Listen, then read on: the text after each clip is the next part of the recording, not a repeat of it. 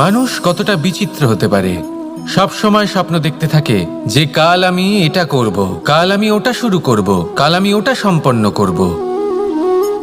এই যে কাল শব্দটা, এই কাল অত্যন্ত বিচিত্র এক শব্দ। আমরা সবসময় এটাকে আসতে দেখতে পাই, কিন্তু এটা আসাতে বর্তমানে পরিণত হয়। আবার আজ নতুন কাল দেখতে পাই, তার জন্য অপেক্ষা করি যখন সেটা সামনে আসে বর্তমানে পরিণত হয়। এই কাল সবসময় একটা মিথ্যে সান্ত্বনা দেয় যে সে আসছে, কিন্তু সে কখনোই আসে না। যেটা আপনার হাতে রয়েছে তা হলো আজ, বর্তমান।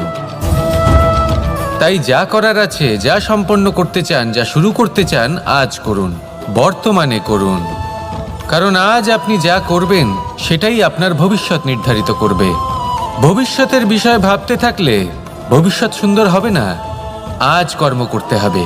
তাই আজ বর্তমানে জীবনযাপন করুন, কর্ম করুন, আর আমার সাথে ভালোবেসে বলুন রাধা রাধা।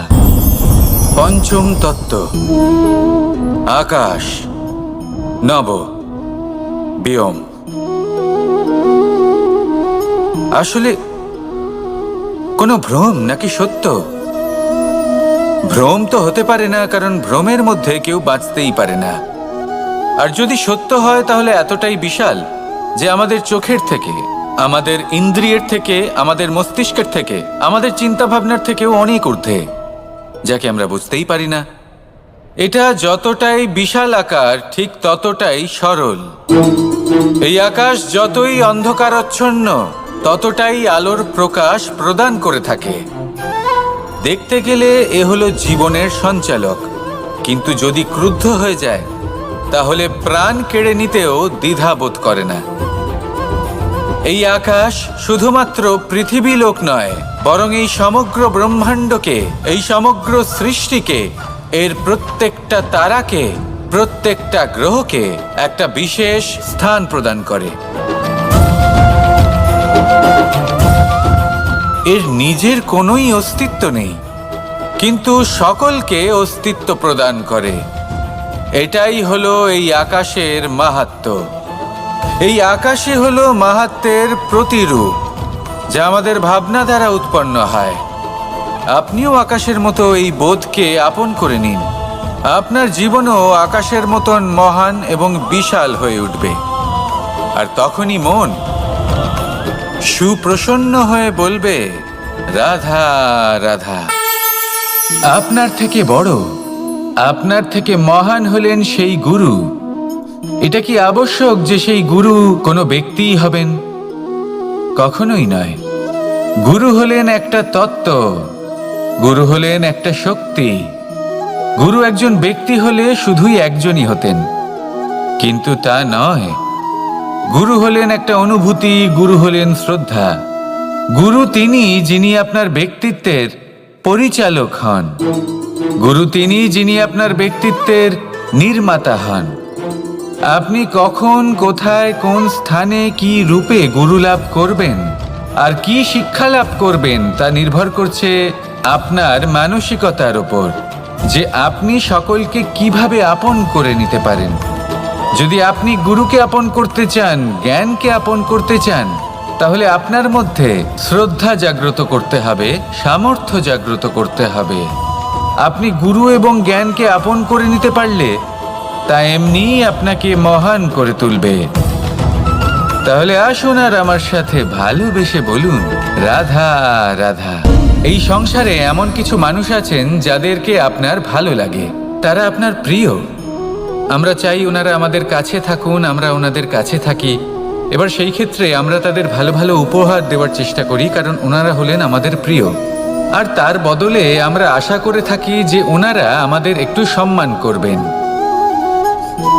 এবার এই মানুষজন যারা আমাদের প্রিয়, এদের আমরা একটা উপহার দিই। সোনা দিয়ে থাকি, আভূষণ দিয়ে থাকি, হিরে মুক্ত দিয়ে থাকি। কিন্তু যদি ভেবে দেখি, এই সব কিছুরই একটা মূল্য আছে। ভেবে দেখুন, আপনি কি তাদের এমন কোনো উপহার দিতে পারেন যা কিনা অমূল্য? তা এরকম উপহার কি হতে পারে? ঠিক বলেছেন আপনি। প্রেম, এই প্রেমই হলো অমূল্য, কারণ মন থেকে এর উৎপত্তি হয়। না চেয়ে পাওয়া যায় আর না ছিনিয়ে নেওয়া যায় এই ভালোবাসা। ঠিক এইরকমই হয় এই সম্মান। যদি সম্মান করো তাহলে মন থেকে এবং ভালোবেসে করো, ভয় পেয়ে নয়। মনে রাখবেন, যে মাথা ভয়ের দ্বারা নত হয়, বিরোধিতাও প্রথমে সেই করে থাকে। যে মাথা ভালোবেসে নত হয়, তা আপনার জন্য বলিদানও দিতে পারে। এই সংসারের সব থেকে বড় উপহার, সব থেকে বড় বরদান এই প্রেম এবং সম্মান। তাকে সম্মান করুন আর আমার সাথে ভালোবেসে বলুন, রাধা রাধা। কখনো কোনো চাতককে দেখেছেন? একটা চাতক বর্ষার জন্য অপেক্ষা করে, সেই বর্ষার জলে নিজের তৃষ্ণা নিবারণ করে, নয়তো সারা বছর তৃষ্ণার্ত থেকে যায়। ও আকাশের দিকে তাকিয়ে থাকে আর অপেক্ষা করে যে কবে বর্ষা হবে আর কবে আমি আমার তৃষ্ণা নিবারণ করব।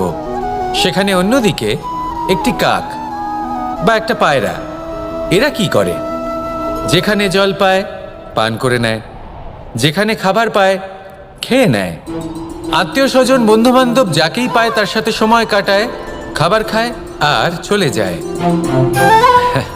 এবার এদের মধ্যে মিল কোথায় আর পার্থক্য কোথায়? দুজনের কাছেই ডানা রয়েছে, দুজনেই উড়তে পারে। এই আকাশ হলো ওদের, খাবারের দানা ওদের। পার্থক্য হলো তাদের অভিলাষার, পার্থক্য হলো তাদের আকাঙ্ক্ষার, পার্থক্য জীবন যাপনের ধরনের। এবার যত বেশি আকাঙ্ক্ষা থাকবে, যত দামি জীবনযাপন করার ইচ্ছে থাকবে, তত বেশি কষ্ট আপনাকে সহ্য করতে হবে। আবার অন্যদিকে জীবন যত সরল হবে, জীবনযাপন যত সরল হবে, সমস্যা ততটাই কম হবে। তাই সবসময় চেষ্টা করবেন আপনার মানসিকতা এবং আপনার জীবন যেন সরল হয়। ভালোবাসতে থাকুন। যদি কেউ আপনাকে ভালোবাসে, তাকেও আপনি ভালোবাসা ফিরিয়ে দিন। তাদের সাথে কথা বলুন, কিছু তাদের কথা শুনুন, কিছু নিজের কথা বলুন। দেখবেন সকল তাপ উত্তাপ দূর হয়ে গেছে। এটাই তো হলো জীবনের সারমর্ম। তাই প্রেমে থাকুন, ভালোবাসুন, আর ভালোবেসে আমার সাথে বলুন, রাধা রাধা।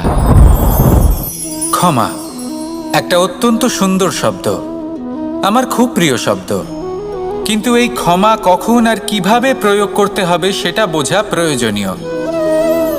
এক, যদি আপনি কোনো অন্যায় করেন আর ক্ষমা না চান, ক্ষমা প্রার্থনা না করেন, ক্ষমা চাওয়া থেকে এড়িয়ে যান, তাহলে তাতে আপনারই ক্ষতি হবে। কিভাবে? ক্ষমা না চাইলে মনের মধ্যে অহংকার জাগ্রত হয়, আর অহংকার তো প্রকৃত অর্থে আমাদের ক্ষতিই করে। দুই, কেউ যদি অপরাধ করেন, আপনার থেকে ক্ষমা না চান, তাহলে তাকে ক্ষমা করবেন না। ক্ষমা হলো অত্যন্ত অমূল্য, আর না চাইতেই কাউকে ক্ষমা দান করা এটা উচিত নয়। তিন, যদি কেউ আপনার সাথে অনুচিত কিছু করেন, অপরাধ করেন, আর আপনার থেকে ক্ষমা চান, তাহলে তাকে ক্ষমা করে দিন। তাতে আপনার অন্তরের করুণাবোধ জাগ্রত হবে, প্রেম জাগ্রত হবে, আর তা আপনার জন্য শুভ হবে। চার, যদি আপনি নিজে কোনো অপরাধ করেন, তাহলে অবশ্যই ক্ষমা চাইবেন। তাতে আপনারই লাভ হবে। কিভাবে? সামনের ব্যক্তি আপনাকে ক্ষমা করুক বা না করুক, আপনার অন্তরের অহংকার ক্ষীণ হবে, আর এই মন আরো নির্মল হয়ে উঠবে।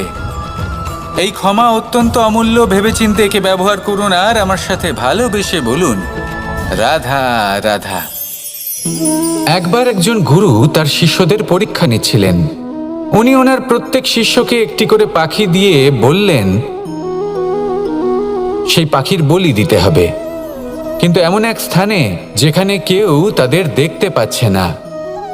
প্রত্যেক শিষ্য নিজের যাত্রা শুরু করল। কেউ ঘন বনে প্রবেশ করল, কেউ অন্ধকার গুহায় প্রবেশ করল, কেউ দূরে কোনো পর্বতের শিখরে পৌঁছে গেল। যে মুহূর্তে দেখলো তাদের কেউ দেখতে পাচ্ছে না, তারা সেই বলি দিতে চেষ্টা করল। যেই বলি দিতে গেল, সেই পাখি আলোর কিরণে পরিবর্তিত হলো এবং লুপ্ত হয়ে গেল। একজন শিষ্য ছিল যে আবার গুরুর কাছে ফিরে এলো। সে বলল, ক্ষমা করবেন গুরুদেব, কিন্তু আমি এমন কোনো স্থান পেলাম না যেখানে কেউ আমাকে দেখতে পাচ্ছে না। অন্য কেউ না দেখতে পেলেও আমি নিজে দেখতে পাচ্ছিলাম, আমার অন্তর্মন দেখতে পাচ্ছিল। সেই শিষ্য বুঝতে পেরেছিল যে পরমাত্মার দৃষ্টি সবসময় তাকে দেখতে পাচ্ছে, আর ও কখনো অনুচিত কর্ম করতে পারবে না। আর শুধুমাত্র এই কারণে সেই শিষ্যই সেই পরীক্ষায় উত্তীর্ণ হলো। আসুন আর আমার সাথে ভালোবেসে বলুন, রাধা রাধা।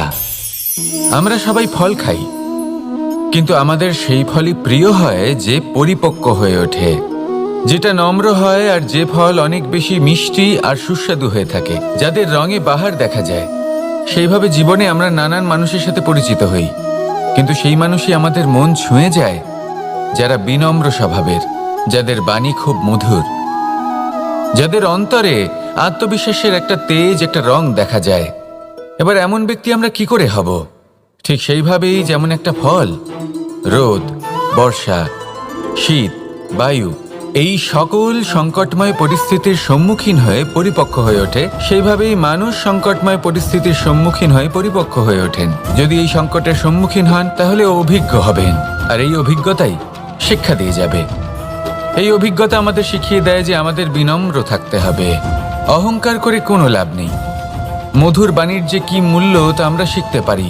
এই অভিজ্ঞতাই আমাদের বুঝিয়ে দেয় যে উচিত অনুচিত কোনটা, আমাদের দৃষ্টিভঙ্গি তৈরি করে, আর এই দৃষ্টিভঙ্গি দ্বারা আত্মবিশ্বাস জাগ্রত হয়।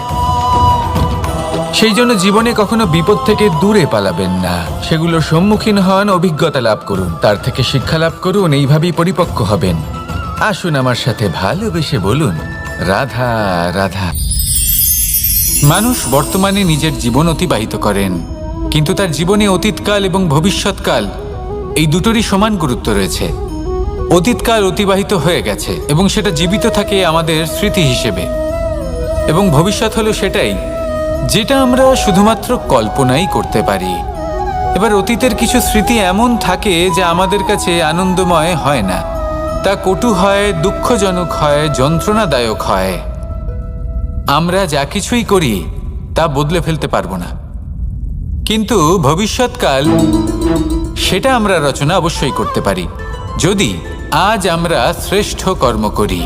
যদি আজকের এই দিনটা আমরা আনন্দের সাথে অতিবাহিত করি, সুখের সাথে অতিবাহিত করি, এক একটা মুহূর্ত আমরা আনন্দ এবং ভালোবাসার সাথে অতিবাহিত করি, আপনার আজকের এই কর্ম আপনার ভবিষ্যৎ নির্ধারণ করবে। আজ আপনি যেভাবে জীবন কাটাবেন তা ভবিষ্যতে গিয়ে অতীতকালে পরিণত হবে, আর তখন আপনি এমন স্মৃতি খুঁজে পাবেন যেখানে আপনি প্রত্যেকটি মুহূর্ত প্রেম এবং আনন্দের সাথে অতিবাহিত করেছেন, এবং সেই স্মৃতি মধুর হবে। তাহলে আজ শ্রেষ্ঠ এবং উচিত কর্ম করুন, আপনি নিশ্চিত রূপে একটি উজ্জ্বল, শুদ্ধ, পবিত্র এবং আনন্দময় ভবিষ্যৎ লাভ করবেন। আসুন আমার সাথে ভালোবেসে বলুন, রাধা রাধা। এই সংসারে অনেক অনেক এমন জ্ঞানী আছেন যারা নিজের সমস্ত জীবন জ্ঞান অর্জন করতে অতিবাহিত করেছেন। এই সংসারে এমন কোনো বেদ নেই, কোনো পুরাণ নেই, কোনো শাস্ত্র নেই, কোনো ভাষা নেই যা ওনারা জানেন না। এমন কোনো বিষয় নেই যা নিয়ে ওনারা কোনো বক্তব্য রাখতে পারবেন না। কিন্তু আমরা এই সকল জ্ঞানীকে কি ভালোবাসতে পারি? এনাদের সকলকে সম্মান করতে পারি না। কারণটা কি? দেখুন, বেদ পড়া একটি আলাদা বিষয়, বেদনা বুঝতে পারা অন্য ব্যাপার। এবং বেদনা বোঝার জন্য, সেই জ্ঞান লাভ করার জন্য আপনাকে মন থেকে করুণা এবং প্রেমের সঠিক অর্থ বুঝতে হবে। সামনের ব্যক্তির বেদনা বুঝতে হবে, তার যন্ত্রণাকে বুঝতে হবে। তারপর যে জ্ঞান আপনি অর্জন করেছেন বেদ থেকে, পুরাণ থেকে, শাস্ত্র থেকে, তা প্রয়োগ করে তার বেদনার নিবারণ করা, সেটা বেশি গুরুত্বপূর্ণ। সেই জন্য জীবনে শুধুমাত্র শাস্ত্র এবং বেদ পড়ে জ্ঞান অর্জন করতে সময় নষ্ট করবেন না। মন থেকে প্রেমের কি অর্থ সেই বিষয়ে জ্ঞান লাভ করার চেষ্টা করুন, করুণাও বুঝতে চেষ্টা করুন। একজন শ্রেষ্ঠ ব্যক্তি হয়ে উঠুন, আর আমার সাথে ভালোবেসে বলুন, রাধা রাধা।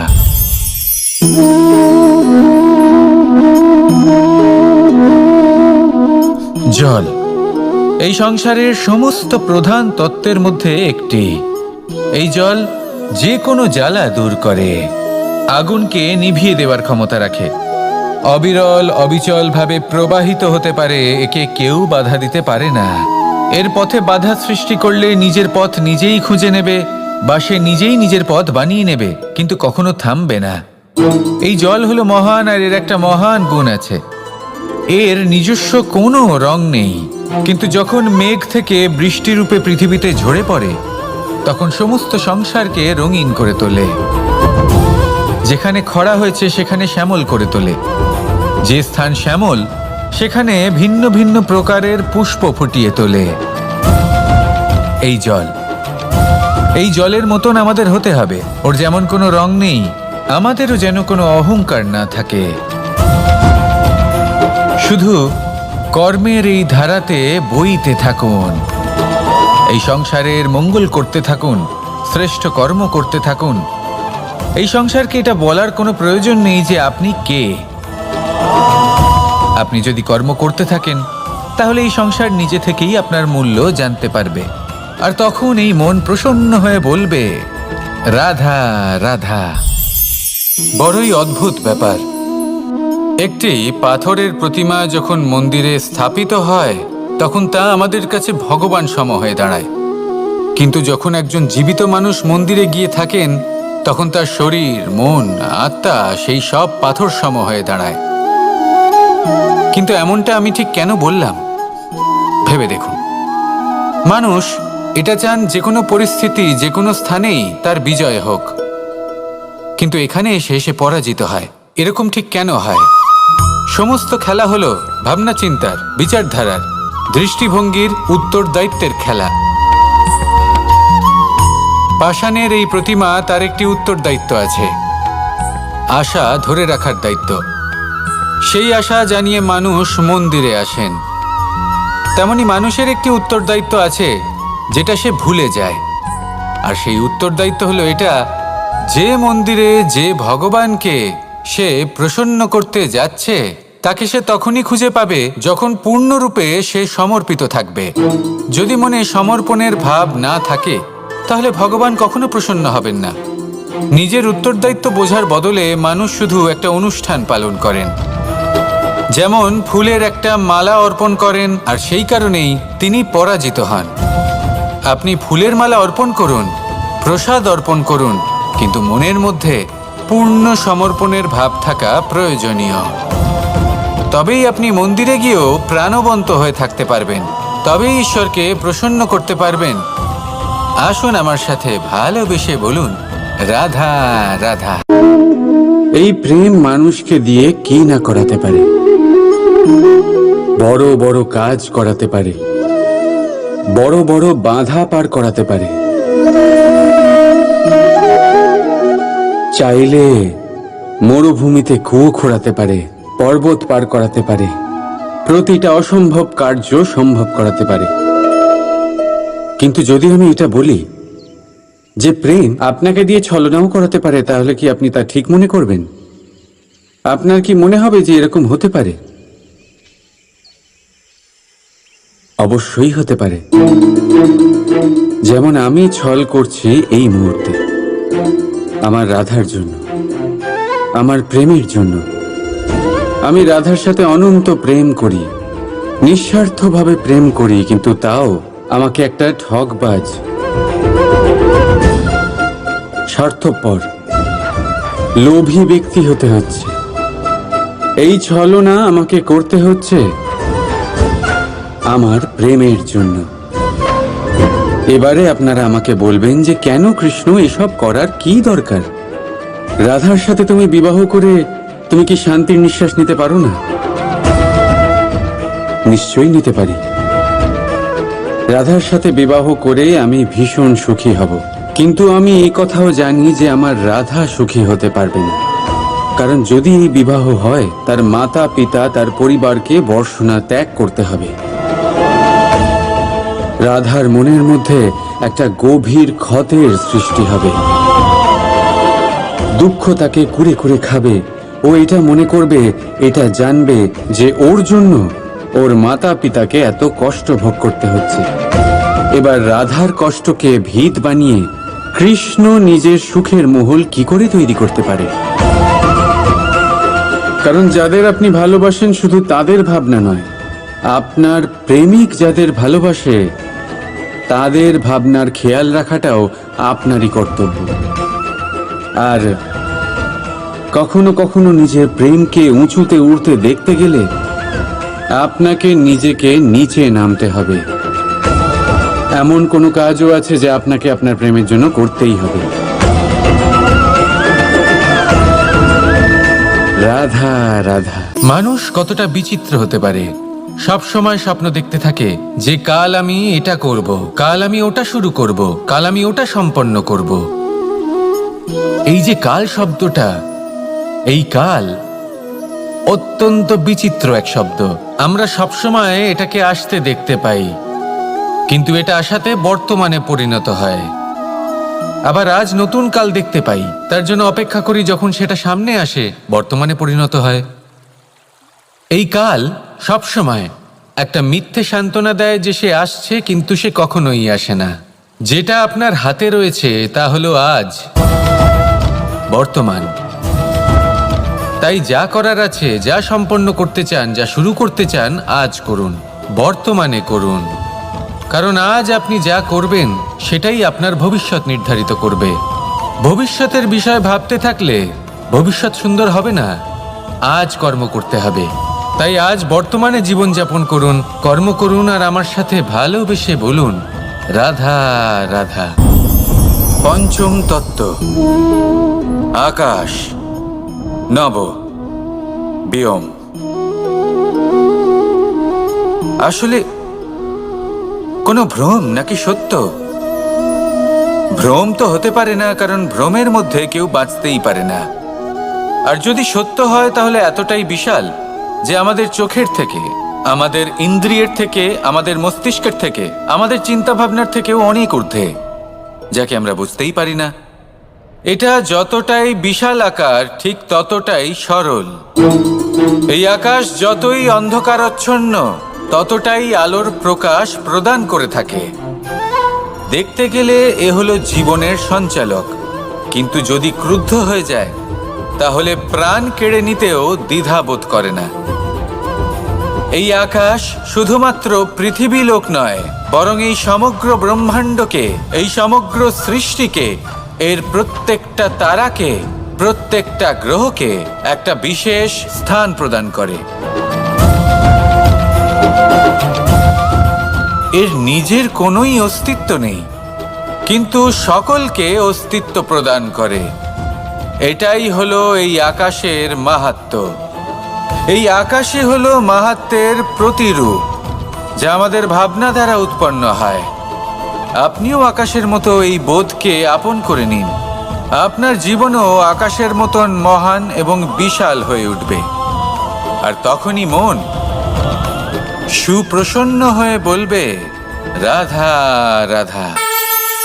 আপনার থেকে বড়, আপনার থেকে মহান হলেন সেই গুরু। এটা কি আবশ্যক যে সেই গুরু কোনো ব্যক্তিই হবেন? কখনোই নয়। গুরু হলেন একটা তত্ত্ব, গুরু হলেন একটা শক্তি। গুরু একজন ব্যক্তি হলে শুধুই একজনই হতেন, কিন্তু তা নয়। গুরু হলেন একটা অনুভূতি, গুরু হলেন শ্রদ্ধা। গুরু তিনি যিনি আপনার ব্যক্তিত্বের পরিচালক হন।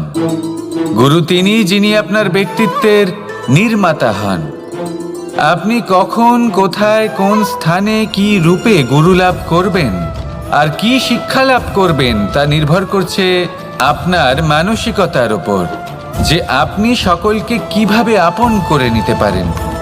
যদি আপনি গুরুকে আপন করতে চান, জ্ঞানকে আপন করতে চান, তাহলে আপনার মধ্যে শ্রদ্ধা জাগ্রত করতে হবে, সামর্থ্য জাগ্রত করতে হবে। আপনি গুরু এবং জ্ঞানকে আপন করে নিতে পারলে তা এমনিই আপনাকে মহান করে তুলবে।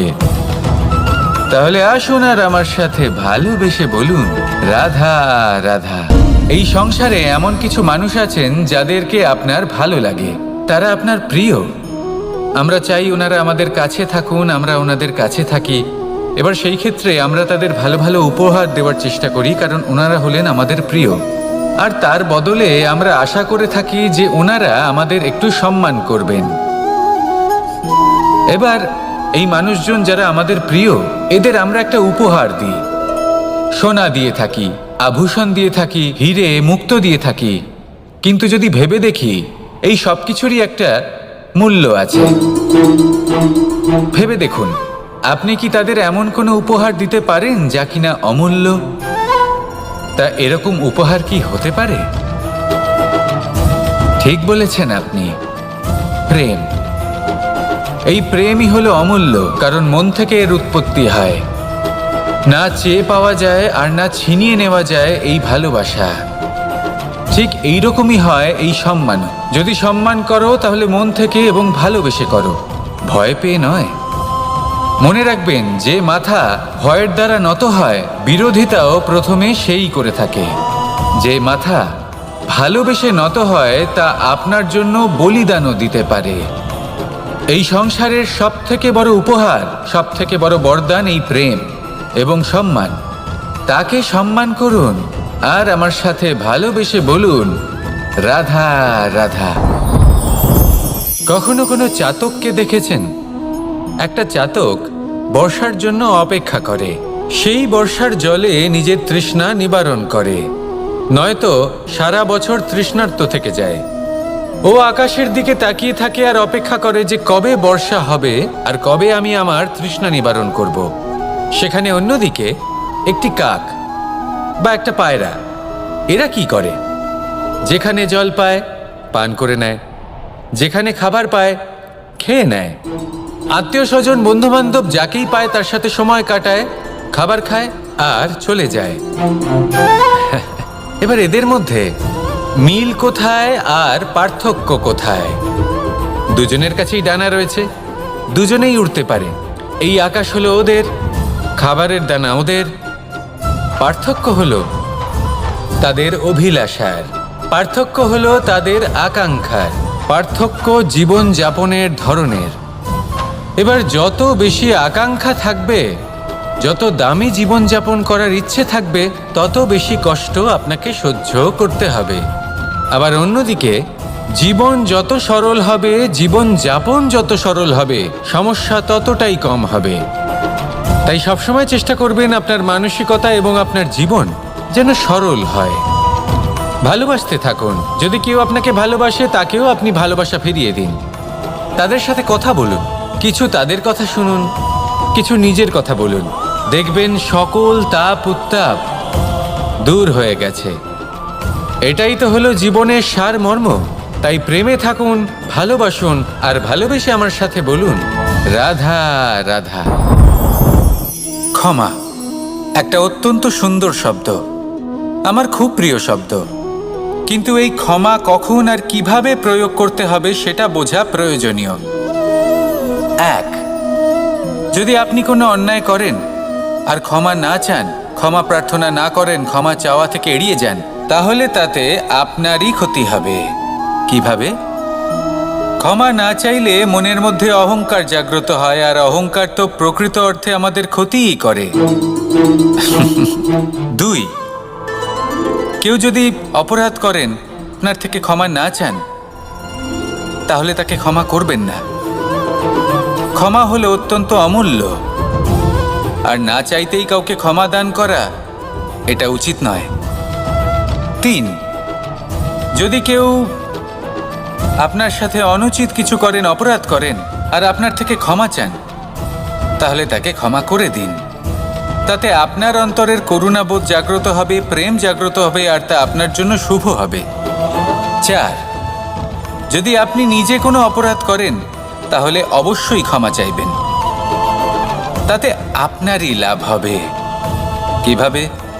সামনের ব্যক্তি আপনাকে ক্ষমা করুক বা না করুক, আপনার অন্তরের অহংকার ক্ষীণ হবে, আর এই মন আরও নির্মল হয়ে উঠবে।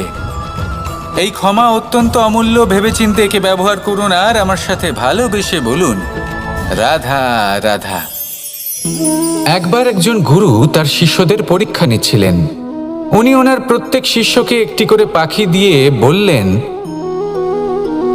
সেই পাখির বলি দিতে হবে, কিন্তু এমন এক স্থানে যেখানে কেউ তাদের দেখতে পাচ্ছে না।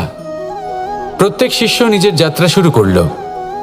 কেউ ঘন বনে প্রবেশ করলো, কেউ অন্ধকার গুহায় প্রবেশ করলো, কেউ দূরে কোনো পর্বতের শিখরে পৌঁছে গেল। যে মুহূর্তে দেখলো তাদের কেউ দেখতে পাচ্ছে না, তারা সেই বলি দিতে চেষ্টা করলো। যেই বলি দিতে গেল, সেই পাখি আলোর কিরণে পরিবর্তিত হলো এবং লুপ্ত হয়ে গেল। একজন শিষ্য ছিল যে আবার গুরুর কাছে ফিরে এলো।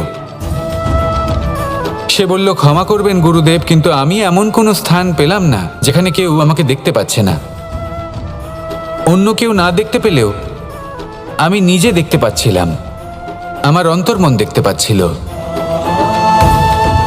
সেই শিষ্য বুঝতে পেরেছিল যে পরমাত্মার দৃষ্টি সবসময় তাকে দেখতে পাচ্ছে, আর ও কখনো অনুচিত কর্ম করতে পারবে না। আর শুধুমাত্র এই কারণে সেই শিষ্যই সেই পরীক্ষায় উত্তীর্ণ হলো। আসুন আর আমার সাথে ভালোবেসে বলুন, রাধা রাধা।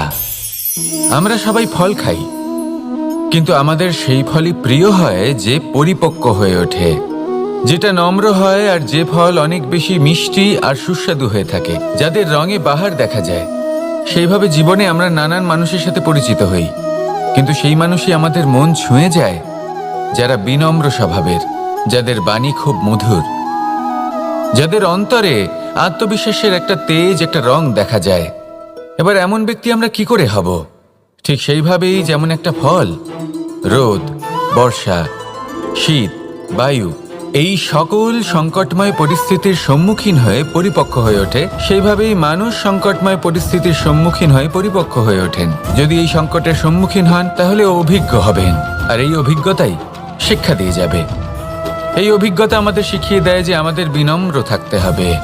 অহংকার করে কোনো লাভ নেই। মধুর বাণীর যে কি মূল্য তা আমরা শিখতে পারি। এই অভিজ্ঞতাই আমাদের বুঝিয়ে দেয় যে উচিত অনুচিত কোনটা, আমাদের দৃষ্টিভঙ্গি তৈরি করে, আর এই দৃষ্টিভঙ্গি দ্বারা আত্মবিশ্বাস জাগ্রত হয়। সেই জন্য জীবনে কখনো বিপদ থেকে দূরে পালাবেন না, সেগুলোর সম্মুখীন হন, অভিজ্ঞতা লাভ করুন, তার থেকে শিক্ষা লাভ করুন, এইভাবেই পরিপক্ক হবেন। আসুন আমার সাথে ভালোবেসে বলুন, রাধা রাধা। মানুষ বর্তমানে নিজের জীবন অতিবাহিত করেন, কিন্তু তার জীবনে অতীতকাল এবং ভবিষ্যৎকাল এই দুটোরই সমান গুরুত্ব রয়েছে। অতীতকাল অতিবাহিত হয়ে গেছে এবং সেটা জীবিত থাকে আমাদের স্মৃতি হিসেবে, এবং ভবিষ্যৎ হলো সেটাই যেটা আমরা শুধুমাত্র কল্পনাই করতে পারি। এবার অতীতের কিছু স্মৃতি এমন থাকে যা আমাদের কাছে আনন্দময় হয় না, তা কটু হয়, দুঃখজনক হয়, যন্ত্রণাদায়ক হয়। আমরা যা কিছুই করি তা বদলে ফেলতে পারবো না, কিন্তু ভবিষ্যৎকাল সেটা আমরা রচনা অবশ্যই করতে পারি, যদি আজ আমরা শ্রেষ্ঠ কর্ম করি। যদি আজকের এই দিনটা আমরা আনন্দের সাথে অতিবাহিত করি, সুখের সাথে অতিবাহিত করি, এক একটা মুহূর্ত আমরা আনন্দ এবং ভালোবাসার সাথে অতিবাহিত করি, আপনার আজকের এই কর্ম আপনার ভবিষ্যৎ নির্ধারণ করবে। আজ আপনি যেভাবে জীবন কাটাবেন তা ভবিষ্যতে গিয়ে অতীতকালে পরিণত হবে, আর তখন আপনি এমন স্মৃতি খুঁজে পাবেন যেখানে আপনি প্রত্যেকটি মুহূর্ত প্রেম এবং আনন্দের সাথে অতিবাহিত করেছেন, এবং সেই স্মৃতি মধুর হবে। তাহলে আজ শ্রেষ্ঠ এবং উচিত কর্ম করুন, আপনি নিশ্চিত রূপে একটি উজ্জ্বল, শুদ্ধ, পবিত্র এবং আনন্দময় ভবিষ্যৎ লাভ করবেন। আসুন আমার সাথে ভালোবেসে বলুন, রাধা রাধা। এই সংসারে অনেক অনেক এমন জ্ঞানী আছেন যারা নিজের সমস্ত জীবন জ্ঞান অর্জন করতে অতিবাহিত করেছেন। এই সংসারে এমন কোনো বেদ নেই, কোনো পুরাণ নেই, কোনো শাস্ত্র নেই, কোনো ভাষা নেই যা ওনারা জানেন না। এমন কোনো বিষয় নেই যা নিয়ে ওনারা কোনো বক্তব্য রাখতে পারবেন না। কিন্তু আমরা এই সকল জ্ঞানীকে কি ভালোবাসতে পারি? এনাদের সকলকে সম্মান করতে পারি না। কারণটা কি? দেখুন, বেদ পড়া একটি আলাদা বিষয়, বেদনা বুঝতে পারা অন্য ব্যাপার, এবং বেদনা বোঝার জন্য, সেই জ্ঞান লাভ করার জন্য আপনাকে মন থেকে করুণা এবং প্রেমের সঠিক অর্থ বুঝতে হবে। সামনের ব্যক্তির বেদনা বুঝতে হবে, তার যন্ত্রণাকে বুঝতে হবে। তারপর যে জ্ঞান আপনি অর্জন করেছেন বেদ থেকে, পুরাণ থেকে, শাস্ত্র থেকে, তা প্রয়োগ করে তার বেদনার নিবারণ করা, সেটা বেশি গুরুত্বপূর্ণ। সেই জন্য জীবনে শুধুমাত্র শাস্ত্র এবং বেদ পড়ে জ্ঞান অর্জন করতে সময় নষ্ট করবেন না। মন থেকে প্রেমের কি অর্থ সেই বিষয়ে জ্ঞান লাভ করার চেষ্টা করুন। করুণাও বুঝতে চেষ্টা করুন। একজন শ্রেষ্ঠ ব্যক্তি হয়ে উঠুন আর আমার সাথে ভালোবেসে বলুন, রাধা রাধা।